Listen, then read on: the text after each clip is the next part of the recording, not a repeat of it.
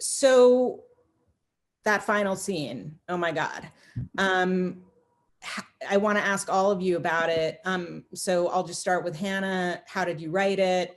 And then I want to just ask each of you what it was like to play. I mean, Eric finally tells Claire what she did to him, and Claire gets to hear what she did to him, you know, and she's convinced herself that it was totally consensual and has held on to that for all these years. So Hannah, can you talk about that first?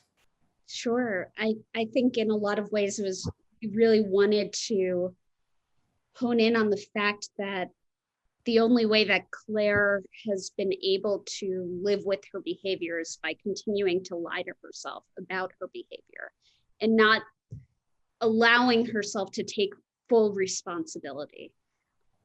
You know, I think it is profoundly empowering what Eric that says to her in that last scene, and that he realizes in that moment that he has the power to walk away, and he does, because it's not about her and him anymore. And a lot of that scene stems from, and I talked to Nick a bit about this when we were shooting it, but it stems from my own experience and the fact that the guy who had raped me died. And so I was never able to have that conversation with him. And that's life, you know, but that there's a real sort of catharsis in that for, I think, a lot of victims or survivors, whatever you want to be called, never get the opportunity to say that. And so it felt so powerful in that moment. It's really an amazing scene. Kate and Nick, do you want to talk about it a bit? Yeah, I think we probably both have very different experiences with it, because like what Hannah said, for Nick's character, Eric, it is an empowering moment. And for my character, it's devastating and eye-opening, and, you know, her entire life is, well, it would be very different if she hadn't been in such denial up until this very moment. So, you know, to play it, it was so heartbreaking. To play it from Claire's perspective. But, you know, as an audience member watching, it feels a lot different, you know? Yeah.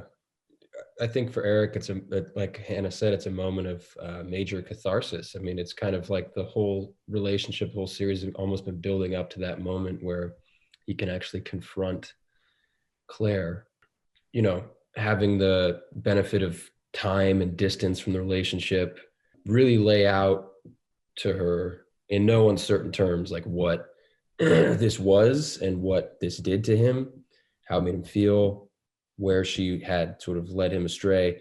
And, you know, I think that same episode, he sees his brothers, who are now basically the same age that he was when he experienced the abuse. And I think that's like a galvanizing moment for him, where he really sees like, oh, like this was messed up. And yeah, I mean, you know, also to Kate's earlier point, there's a certain stress that comes with a scene like that as an actor, because it's such a pivotal scene, you know, so it's also stressful. And but you know, I think it'll can use that. It's all part and parcel to the experience.